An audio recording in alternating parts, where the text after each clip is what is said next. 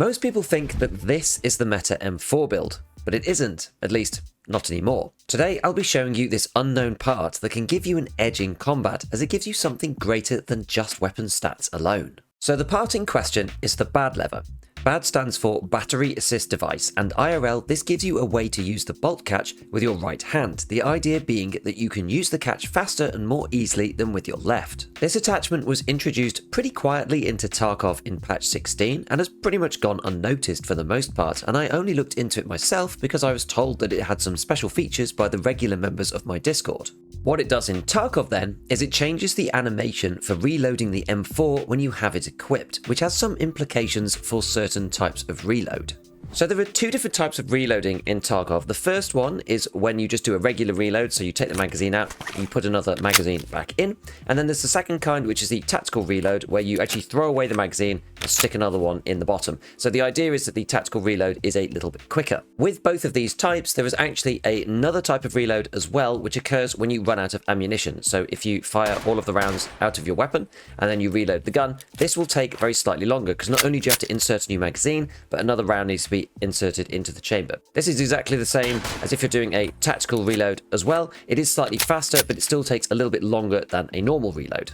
Now, what makes this even more complicated is the fact that you can actually shoot before the animation is finished. So if we look at a regular reload like this, and we just click as fast as we can, you can see the weapon snaps to the center of the screen and fires before it looks like it's actually done. This is the same for all the types of reload, so a fast reload as well. If you click this really quickly, you can see it shoots beforehand. Now, you can't preempt this, and you can't just hold down the button and expect it to go on full auto. So you have to get the timing right, or you have to be clicking basically in semi-auto. Otherwise, it doesn't work. But it's important to recognize how this works, because you can kind of use this to your advantage, but it also allows us to measure how quickly the reload happens much more accurately than just looking at the animation itself, which is important. So the regular animation for the M4 for a reload is 2.6 seconds, and this doesn't make any difference whether you're using a normal M4 or a BAD lever M4, because the BAD lever only has any function when there is no round chambered in the actual gun once you've finished firing and are doing a reload. So that is 2.6 seconds for the full animation for both a normal reload and the reload with the BAD lever on it. Now, we looked at the case where you try to fire as quickly as possible throughout the animation and sort of animation cancel the reload. For both cases, exactly the same again. This cuts the time down a little bit, down to 2.2 seconds instead, before the gun is technically ready to fire in Tarkov. But it's the same between both. Now, if you empty your magazine entirely and then try to reload, you enter into a slightly longer animation. So it was 2.6 before, but on the regular M4, this then goes to 3.4 seconds. So it's actually another 0.8, which is quite a long time. It's nearly a full second longer if you need to rechamber a round after reloading. When using the BAD lever, it is still a little bit longer, but it's now down to 3 seconds, which is a 12% improvement in speed. Again, if we're animation cancelling, this cuts off about half a second from the regular reload, down from 3.4 to 2.95 seconds if you spam the button, and on the BAD lever, this takes it from 3 seconds down to 2.5 seconds. So this one is in fact a 15% increase in reload speed using the BAD lever versus the regular M4, which is pretty cool. The final case that we have is the tactical reload, where you throw the magazine away and also rechambering the weapon at the same time. This is very slightly shorter. It's 3.2 seconds for the full animation on the regular M4, so this is compared to 3.4 seconds for the regular reload. And on the BAD lever, this goes down to 2.8 seconds, so about 12 to 13% faster. If we then look to cancel this animation, this takes the regular M4 from 3.2 seconds down to 2.8, and the BAD lever down from 2.8 to 2.4 seconds. So that's again a 14% improvement in speed between the two, which is quite a lot. So at this point, you might be convinced that the BAD lever is certainly worth it, but the catch, no pun intended, is that you just can't put it on any M4. The BAD lever itself is on mechanic 3, costs about 5,000 rubles and gives you +2 ergonomics, which is good and seems just like free ergo from a stats perspective. But the problem is that the M4 has 6 uppers and the BAD lever is not compatible with 3 of them. So here is our totally standard default M4. I put a tiny little mag in it just to make the green box go away at the bottom. And the BAD lever gets added here. So this is on the bolt catch there. There is this drop down and you add this part, the AR-15 Magpul BAD lever bolt release.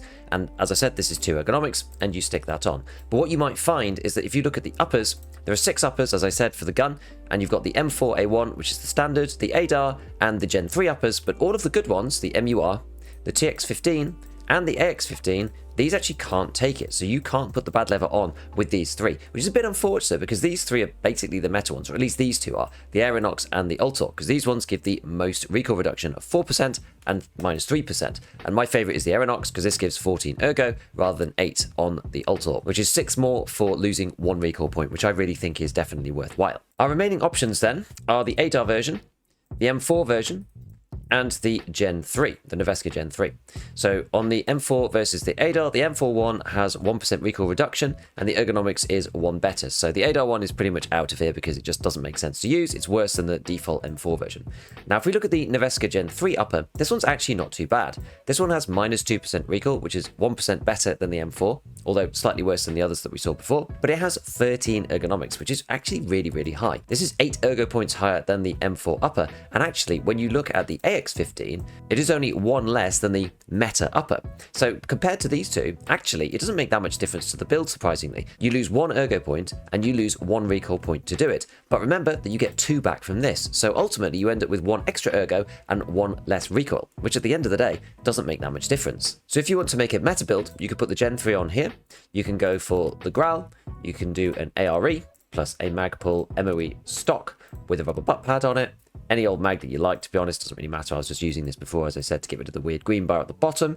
Go for an SAI QD handguard. We'll go for a Hansen 16 barrel alongside an AFG M-Lock because it doesn't make any difference between that and the SE5. A low pro, and then on the front, we're going to add a G-Lock with the suppressor. Then we're going to add the Christophans front and back sights, and that basically gets you to some kind of meta build. I'm actually going to take the magazine out for a second, and this takes us to 77 ergonomics and 52 vertical recoil. We can actually make it even better on ergo if we want to with the Raptor charging handle. And the cantilever grips on the side, let's not forget about that. So that takes us to 82 ergo and 52 vertical recoil. Now I do have a meta version saved here, an actual meta M4, which is 81 ergo and 51 recoil. If we open that, we can see that this is exactly the same. The only thing that we've changed over is not being able to add the bad lever, and we've got the AX15 on instead. Now, between these two builds, do you think that you're ever going to be able to tell 1 ergonomics point and 51 versus 52 vertical recoil? Absolutely not. But if you run out of ammo in your magazine, will you be able to tell a 15% increase in recoil speed? Yes, you definitely will. So I certainly think that this is meta these days, and that the other build just isn't really worth using because the difference is so small. Also, the Gen 3 upper is cheaper than the X15 by about 10k as well, and ultimately this is the build that I've been going with recently.